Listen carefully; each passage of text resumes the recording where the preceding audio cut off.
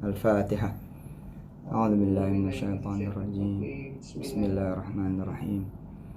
Alhamdulillahi rabbil alamin arrahmanir rahim maliki yaumiddin. Iyyaka na'budu wa iyyaka nasta'in ihdinas siratal mustaqim. Siratal ladzina an'amta 'alaihim ghairil maghdubi 'alaihim waladdallin. Rabbighfir lana wa liwalidina. Amin. Bismillahirrahmanirrahim. Assalamualaikum warahmatullahi wabarakatuh. Waalaikumsalam. Alhamdulillah, senang sekali saya bisa jumpa kawan-kawan aktivis masjid, aktivis pengajian, aktivis dakwah, hamba-hamba Allah yang saleh-salehah. Salam hormat, salam kenal semuanya. Mudah-mudahan dalam keadaan baik, dilindungi Allah Subhanahu wa taala dan sehat, panjang umur, lagi afiah. Dan mudah-mudahan dalam keadaan terus-menerus dapat ridho, berkah, hidayah dan taufik dari Allah Subhanahu wa taala. Hari ini saya memenuhi janji saya ke saudara saya, Haji Mafu, wali santri. Masya Allah, anaknya besok insya Allah bakal menjadi ulama, insya Allah ulama Quran. Dan mudah-mudahan juga anak-anak dari kawan-kawan semua, mudah-mudahan juga Jamaah Al-Ihsan, ya. Al-Ihsan ini apa, masjid atau Saat ini masih mushola. insya Allah jadi masjid ya, amin, insya Allah. Saya pernah ke sana kan ya. Iya. Nanti oh ya, fotonya Mushola Al-Ihsan kirim lagi ke saya ya, tampak luarnya sama tampak dalam, biar saya doain sambil berafirmasi gitu. Karena beda tuh, doa sambil berafirmasi, visualisasi dan imajinasi itu beda. Terima kasih buat kawan-kawan Al-Ihsan dan semua yang pada ikut Zoom pada hari ini. Mari kita bismillah lagi. Bismillahirrahmanirrahim. Mumpung masih tahun baru yang 1443 Hijriah, coba agendain setiap hari kita niatin betul ngafalin Quran. Ini kalau baca saya udah nggak usah ngomong lagi dah, karena udah pasti baca, insya Allah, amin ya. Tapi ngafalin Quran, nah ini mungkin sesuatu yang bisa jadi belum dilakukan oleh kawan-kawan semua. Supaya dapat kemudian keberkahan dari nawaitu, maka nawaitunya ya, nawaitunya itu harus kemudian usahakan menghafal 30 juz ya. Usahakan menghafal 30 juz supaya dapat pahalanya juga, pahala 30 juz. Saya jelaskan sedikit. Orang yang niat puasa hari Senin besok, dari mulai malam Senin, lalu dia kemudian meninggal dunia di malam Senin, maka Senin kan dia tidak berpuasa, betul tidak? Tapi karena nawaitunya, maka hari Senin menjadi pahala terakhir yang dikreditkan oleh Allah Subhanahu wa taala ke kitab catatan amal yang kelak akan diperlihatkan oleh Allah dan ditimbang di yaumil hisab. Maka rugilah orang yang masuk hari Ahad tapi dia tidak berniat puasa hari Senin. Bisa dipahami sampai sini keberkahan niat. Orang yang belum berhaji lalu dia selalu berpikir tidak bisa pergi haji. Karena itu dia tidak berniat pergi haji. Ngapain? Gua nggak bakal nyampe. Ngapain? Gua nggak bakal bisa. Ngapain? Gua nggak mungkin pergi haji. Dia rugi karena dia tidak dapat keberkahan niat. Sesungguhnya bila dia berniat, maka bukan saja kalau dia meninggal sedang dia belum haji, dia dapat pahala haji seakan-akan haji itu amalannya yang terakhir. Bukan cuma dapat keberkahan itu saja. Sesuai dengan hadis qudsinya Allah Jalla Jalaluh, siapa orang yang punya niat dan belum terlaksana, maka Allah catatkan seakan-akan niat itu sudah terlaksana. Tapi saya mengatakan adalah bukan cuma dapat keberkahan niat seperti itu, melainkan kekuatan niat itu sendiri dengan izin Allah Subhanahu wa taala, mudah-mudahan semua panjang umur, yang akan menyampaikan dia pada niatnya. Sampai sini berlakulah serentetan ya. Nawaitu baik apapun gitu loh. Kalau bisa dari kita, supaya kita mendapatkan betul-betul banyak dari kekuatan nawaitu itu. Kita kumpulin tuh nawaitu itu. Lalu kemudian kita dapat bayaran di muka oleh Allah Subhanahu wa taala, dan kita pun menuju pada apa yang kita katakan sebagai sebuah nawaitu kita.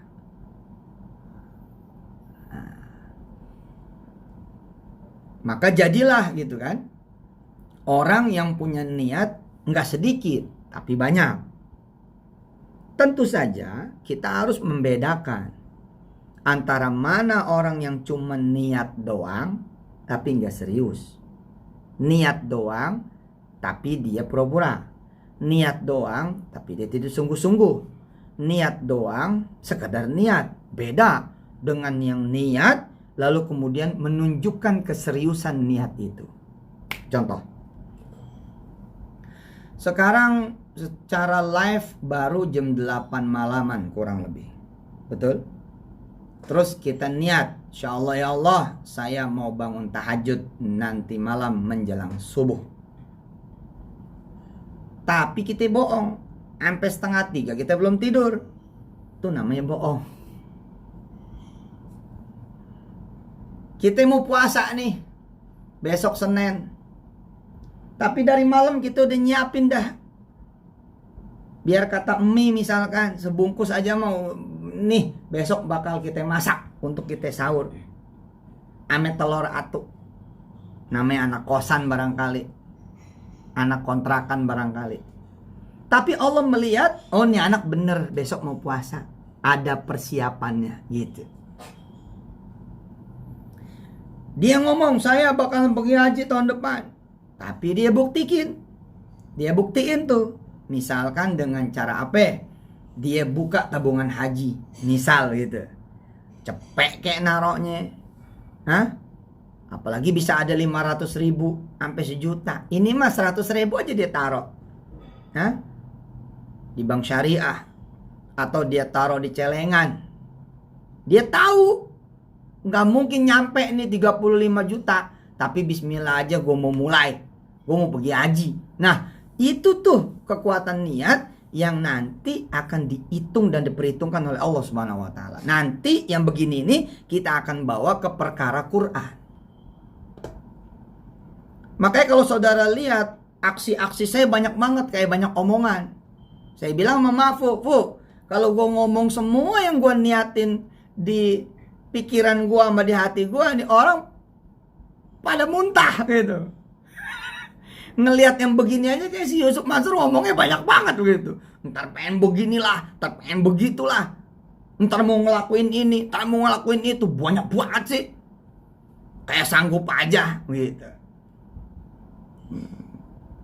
Nah, perlu kawan-kawan tahu, karena itu dilatar belakangi pengetahuan sederhana bahwa siapapun yang punya niat, sedangkan Allah punya kemudian ya balasan bahwa niat itu sebelum terlaksana, dia sudah dapat 1.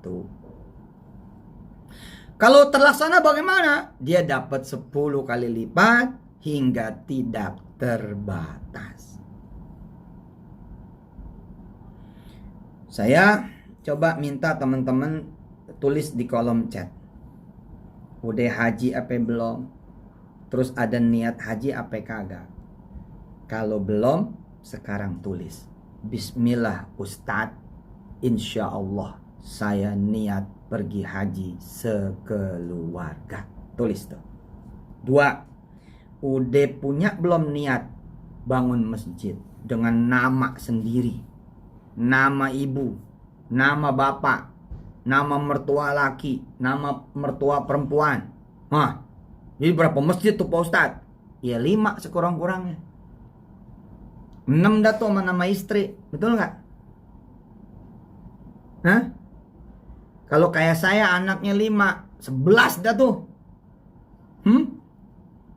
Lah saya mah kalau bangun masjid udah nggak tanggung-tanggung lagi. Niatnya 1000 masjid. Begitu ngomongnya. Nyampe. Mana gua tahu. Ya. Yang penting 1, ngomong dulu. Begitu kan? Yang nomor 2, buktiin dong. Enggak yang gede, yang kecil kayak bikin. Atau mulai kumpulin bahan kayak apa kayak gitu lah. Dan ternyata alhamdulillah ya, Jirandi, Jiferi, Adrei, Jiradius dan kawan-kawan semua dari Masjid Al-Ihsan, insyaallah jadi masjid amin. Ternyata omongan kita di 2005, entar ya Jamil, Tarmizi, Sani, Hendy, Rohim, entar ya kita bakal bikin 1000 masjid. Tahu nggak sekarang udah jadi berapa? 9.000 mah lebih. Itu loh kekuatan omongan. Emang juga bukan Yusuf Mansur yang bangun. Emang. Tapi kan sama aja. Allah gerakin orang-orang pada bikin rumah tahfiz, betul nggak? Sekecil-kecilnya rumah tahfiz pasti ada musola, betul nggak? 9.000 rumah tahfiz. Itu namanya ada 9.000 musola di dalam rumah tahfiz itu. Yang mana ruangan disulap menjadi musola kecil supaya anak-anak nggak sering keluar. Kecuali misalkan Jumatan misalnya gitu. Nah rumah-rumah tahfiz yang kecil-kecil ini mendadak kemudian jadi gede, bikin masjid lah. Nah jumlahnya mungkin udah di atas 1.000 itu. Kekuatan omongan tuh. Teman-teman nih udah pada niat belum bangun masjid tuh? Saya pengen nih punya masjid namanya Masjid siapa di sini tuh, coba saya lihat. Ada siapa di sini? Wait. Di sini misalkan ada Endahwati, Mbak Endahwati. Wah, ada nih. Kita bikin Masjid Endahwati gitu. Amin, kabul. Nah, coba tulis deh, tulis di kolom chat. Insyaallah saya mau bangun masjid Aisyah. Oh, tuh ada Aisyah Eliana Mukti. Saya mau bangun masjid Aisyah. Coba dah. Itu asal kita kagak bohong sama Allah, ada tanda-tanda menuju itu. Misal begini Jiradius. Oke, masjid atas nama Masjid Radius belum jadi. Tapi gue mau sedekah nih ke masjid yang udah ada. Itu namanya tanda.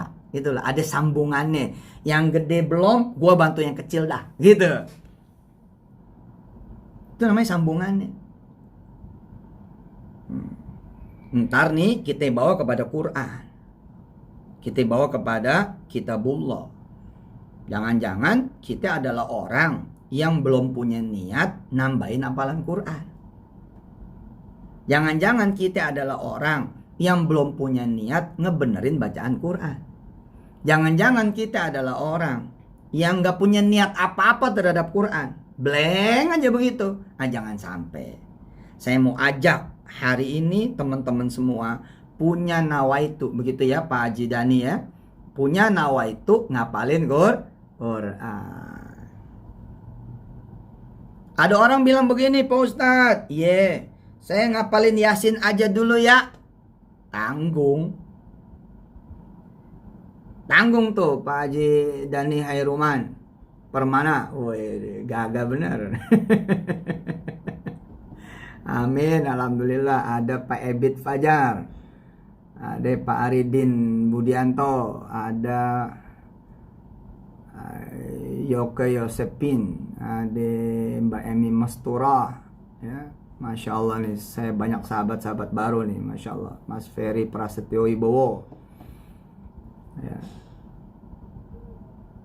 Kita niat ngapalin Yasin, ya maka kita dapat pahala Yasin. Kapan sayang Jimafu? Sayanglah.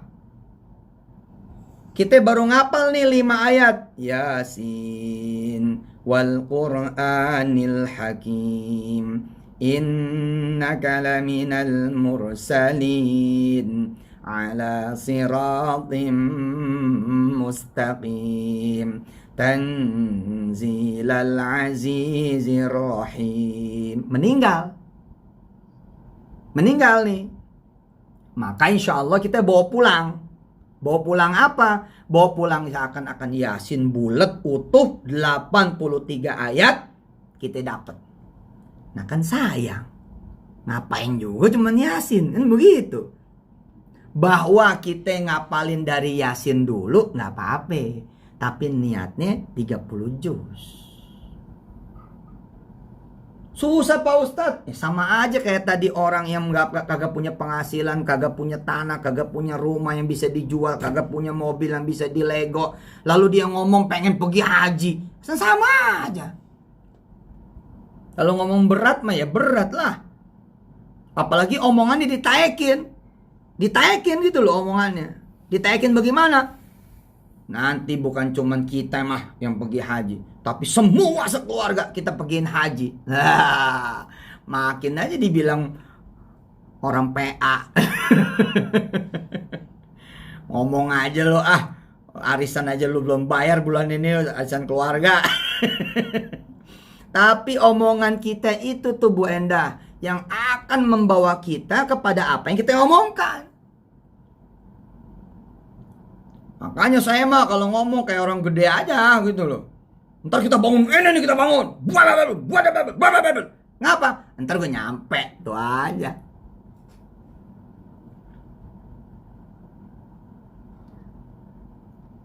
Ya sama kayak orang-orang gitu. Begitu kita ngomong gede, ada yang kita punya omongan kecil sama orang, belum kelaksana, ditagih gitu ya. Nanti ngomong yang gede, yang kecil ini belum beres. Nah jawabannya kita apa? Ntar gue beresin sekalian. Ya Allah, minta doa deh. Minta doa. Saya sih bukan khawatir, cuman nanya, udah pada punya niat belum untuk Quran? Apa kek? Bismillah nih ya Allah, mudah-mudahan 1443 Hijriah ini saya bisa wakaf 10.000 Quran. Nah, kira-kira kayak begitu. Ada omongan itu loh, jatuh omongan. Sesuatu yang sifatnya sama Quran. Allah juga tahu barangkali ketika si fulan ngomong 10.000 Quran. Tahu. Ini orang misalkan cuma jual cendol. Maaf ya, es lilin, donat. Boro-boro dia bicara 10.000, boro-boro.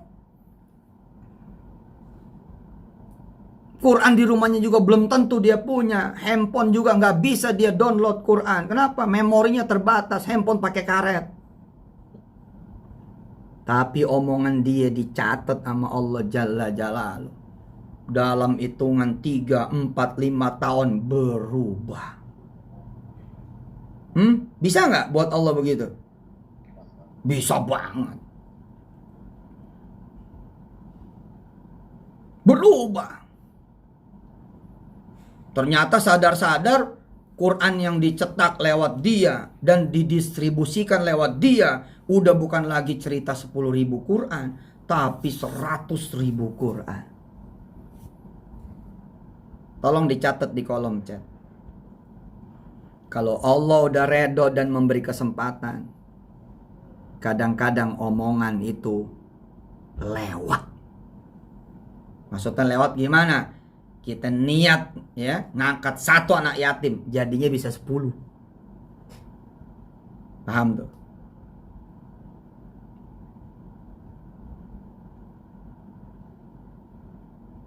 Kita niat bikin masjid, ternyata ada pesantrennya sekalian, ada kampusnya sekalian. Itu tuh Allah mah, kalau udah ngasih nggak pernah pas-pasan.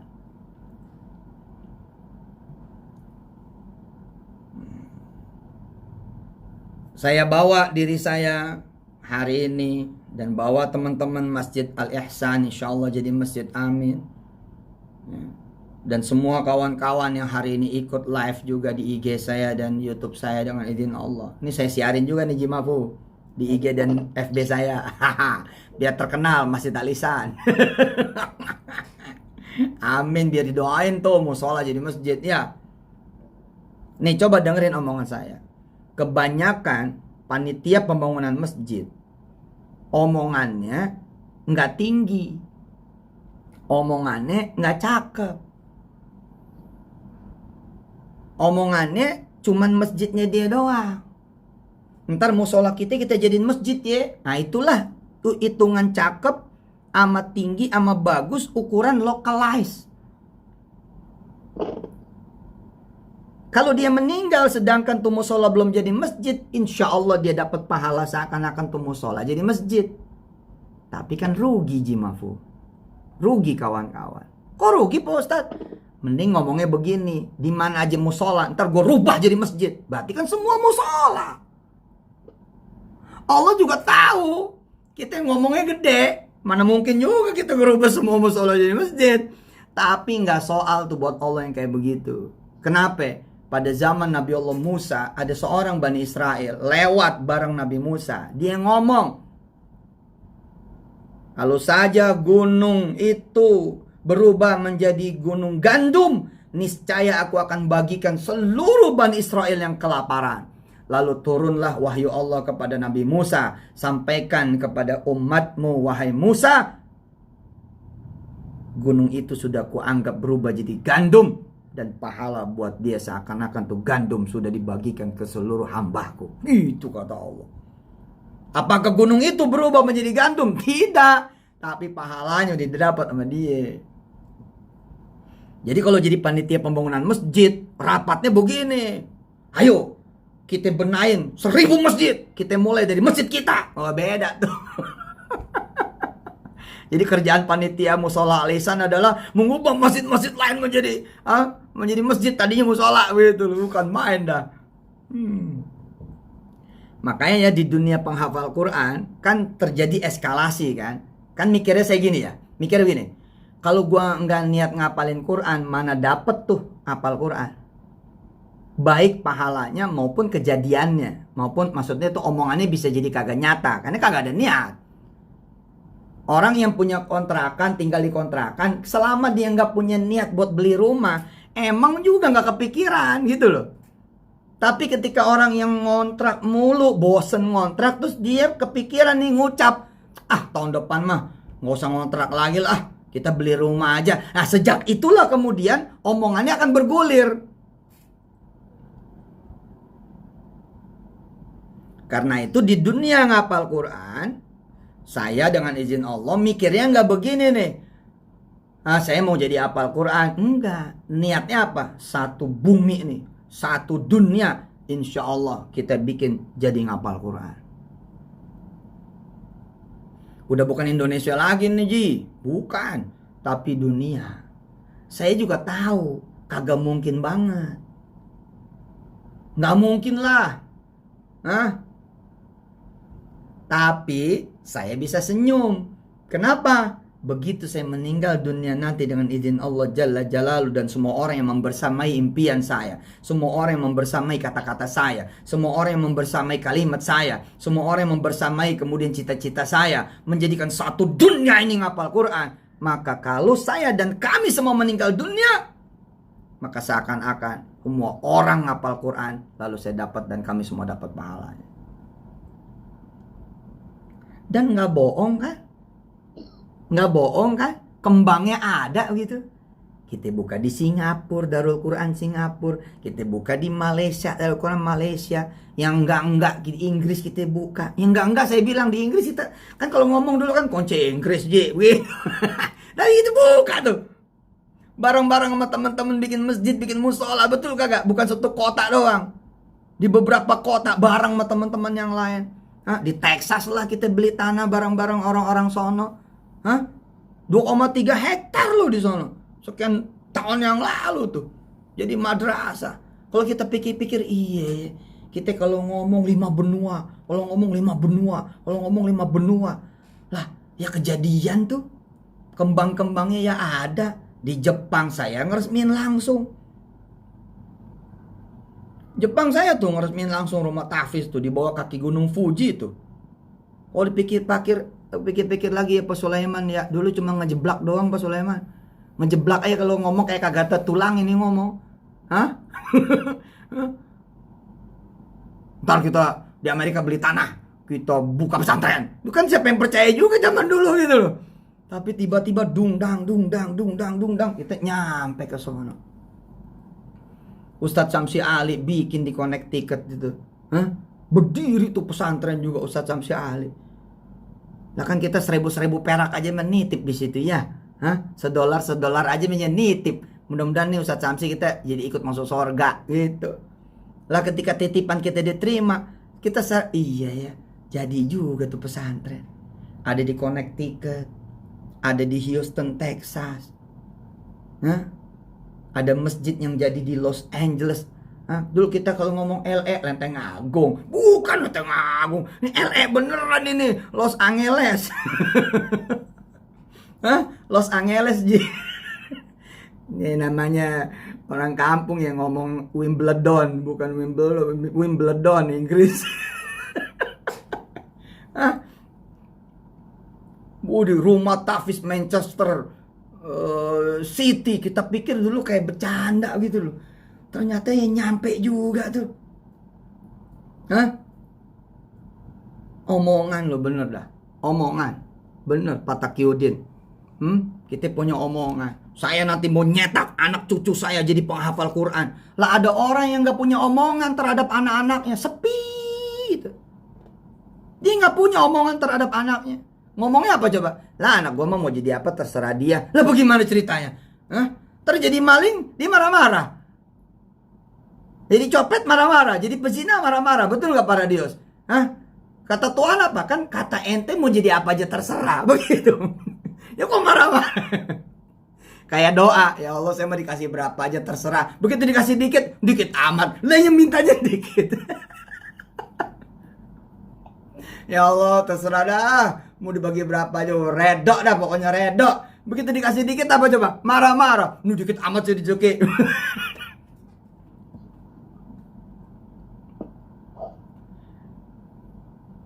Kembali nih pada kalimat-kalimat awal. Nanti habis ini kita diskusi ya. Monggo siapa yang mau nanya.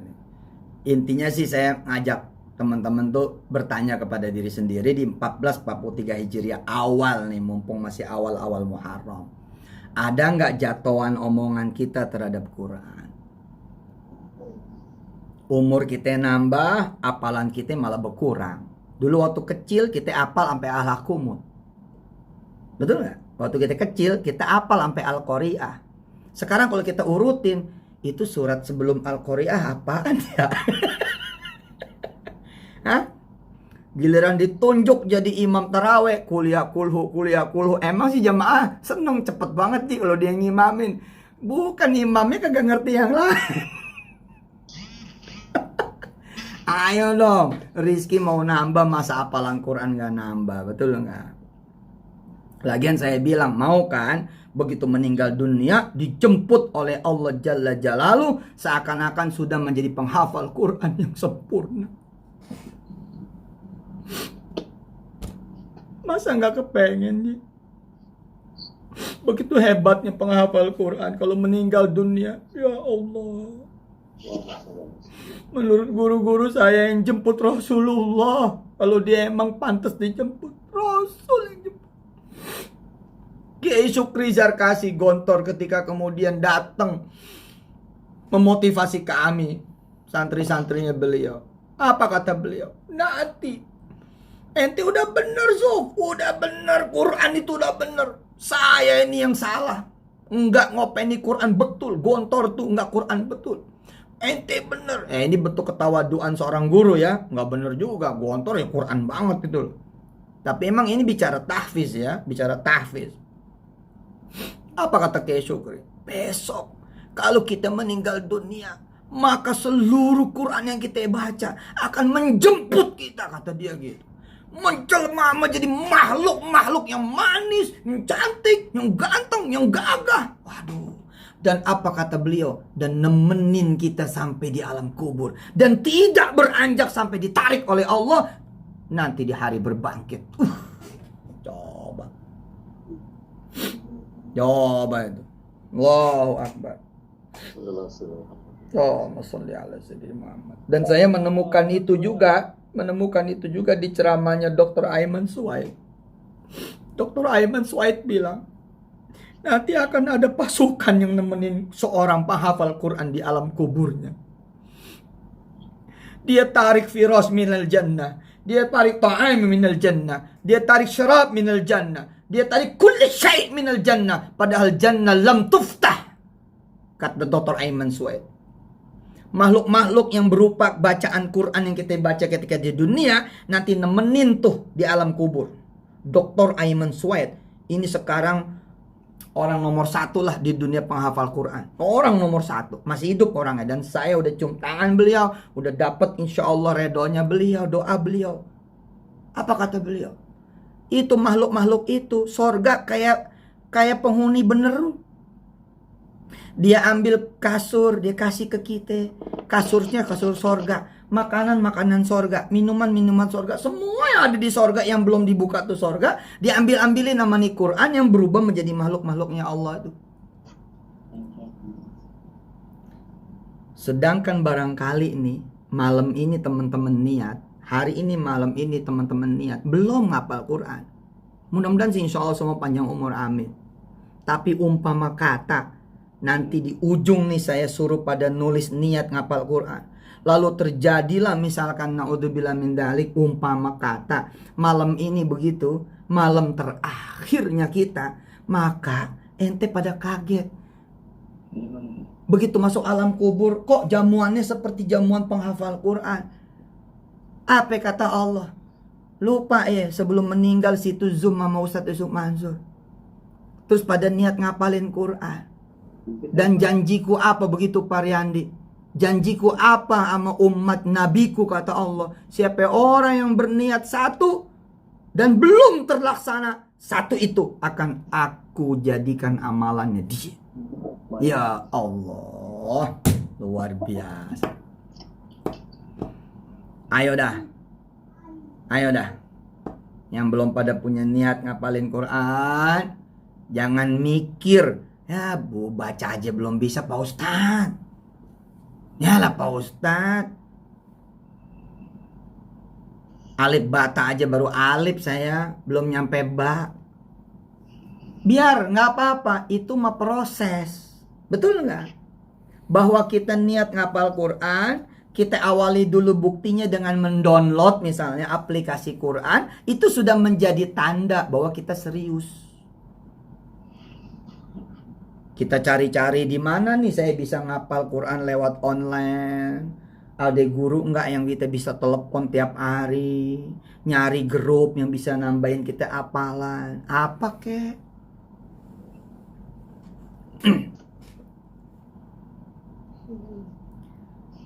Malah saya kayak Pak Mahfud tuh.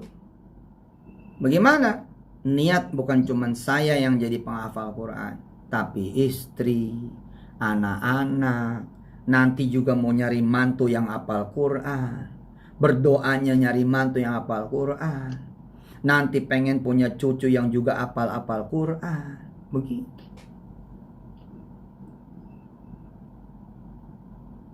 Seru ini, seru.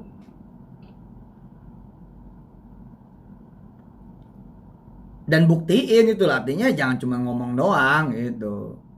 Ya mulain lah gitu. Apakah seminggu seayat? Apalagi bisa sehari seayat? Maju itu. An-Naba kan 40 ayat. Ya udah 40 hari.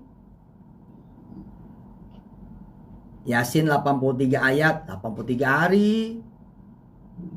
Ar-Rahman, Waqiah, Al-Mulk, setahun kelar tuh. Kelar sehari saya. Nih satu lagi yang gak boleh, yang gak dilakukan sama kita-kita. Tulis dah, tulis semuanya, tulis di chat. Biar pada ingat tulisannya. Ayo tulis, ikutin omongan saya. Semua yang ikut di IG dan FB tulis juga di komen. Satu yang gak boleh, yang gak dilakukan sama kita, ngatamin terjemahan Quran. Nah loh, tuh. Ayo, udah pada baca belum loh terjemahan Quran tuh? Ayo. Kalau pada nih si mukanya udah muka hatam 17 kali deh nih. Pak Sulaiman juga nih, udah dah. Mukanya udah muka hatam 17 kali dah kalau teman-teman Alisan. Ini mah buat orang lain, buat orang. Maaf ya, kita bisa baca bolak-balik Al-Kahfi loh tiap malam Jumat, betul nggak? Betul nggak? Tapi siapa yang udah ngatamin terjemahan Al-Kahfi? Belum tentu loh. Apalagi satu Quran penuh. Waduh. Tapi sebagai nawaitu, catat dari hari ini. Bismillah, saya mau ngatamin juga terjemahan Quran. Wih, tuh. Masalah nyampe nggak nyampe, kita minta dong sama Allah supaya nyampe, betul nggak? Tapi umpama kata nggak nyampe, insya Allah itu amalan udah dicatat seakan-akan nyampe. Kita pernah ngaji tuh terjemahan Quran. Shallu ala Nabi Muhammad. Iya. Kita boleh apal ahlakumut, betul nggak? Tapi coba tanya, pernah baca kagak tuh terjemahan ahlakumut? Insya Allah lah kita apal tuh Al-Qari'ah. Tapi kita tahu kagak tuh artinya Al-Qari'ah, minimal pernah baca lah gitu kan. Ternyata tidak.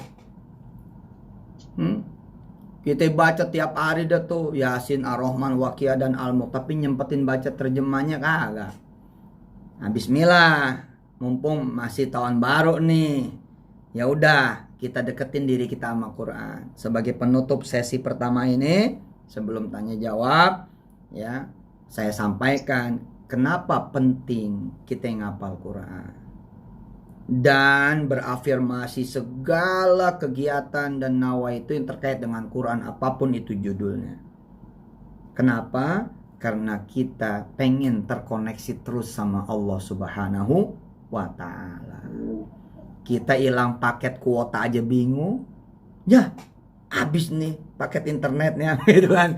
Putus kita, nggak terkoneksi dah tuh. Boro-boro Zoom dah, WA nggak kekirim, nggak ke deliver, nggak bisa buka TikTok, Instagram dan sebagainya. Terus kita nyari sambungan. Nah, sambungan terbaik kita salah satunya dengan Allah yang Maha Suci adalah kitab sucinya. Tulis tuh. Sambungan terbaik, salah satu sambungan terbaik kita kepada yang Maha Suci adalah kitab sucinya. Bayangin bila kitab suci itu inside di dalam kita punya dada, di hati kita, nyampur sama darah dan daging kita. Masya Allah. Maka sambungan itu juga menjadi insight adanya.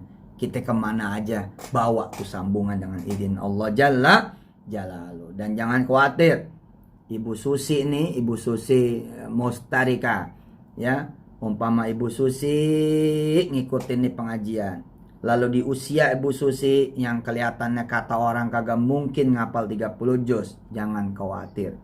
Begitu saya pandu semuanya niat ngapalin Quran 30 juz, demi Allah, siapapun yang meninggal, mudah-mudahan sekali lagi dapat keberkahan niat, dia meninggal dalam keadaan dicatat 30 juz menjadi miliknya, insya Allah Ta'ala.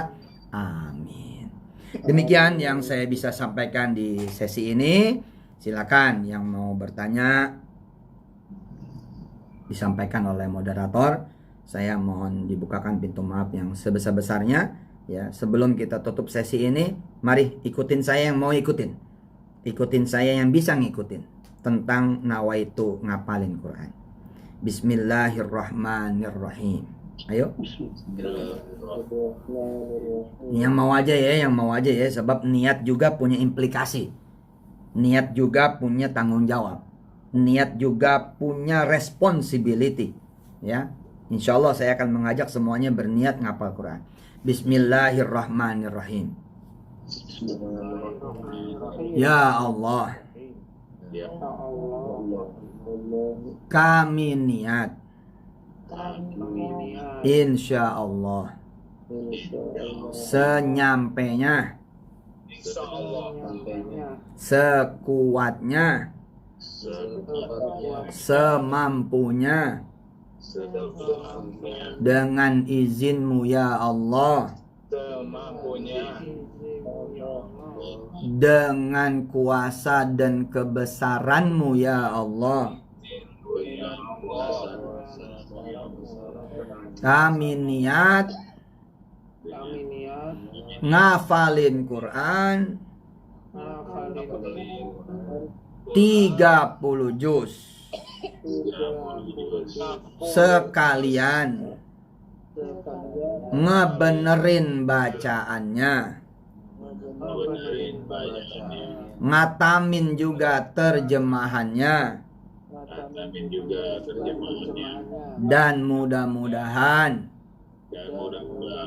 kami bisa membawa sekeluarga dan turunan hingga akhir zaman juga ngapal Quran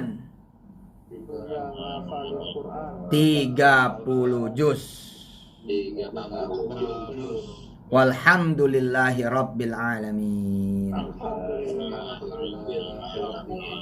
Mudah-mudahan enggak terpaksa nih ya. Amin. Ya udah, saya balikin dulu sama moderator. Terima kasih banyak. Mudah-mudahan barokah. Insya Allah mulai malam ini Allah udah catet seakan-akan kita semua bener-bener udah ngapal 30 juz. Tinggal buktiinnya aja sama Allah Jalla Jalaluh. Jazakumullah. Saya tutup dulu sesi ini dengan hamdalah. Walhamdulillahi rabbil alamin. Jazakallahu khairan katsiran. Ustaz Yusuf Mansur.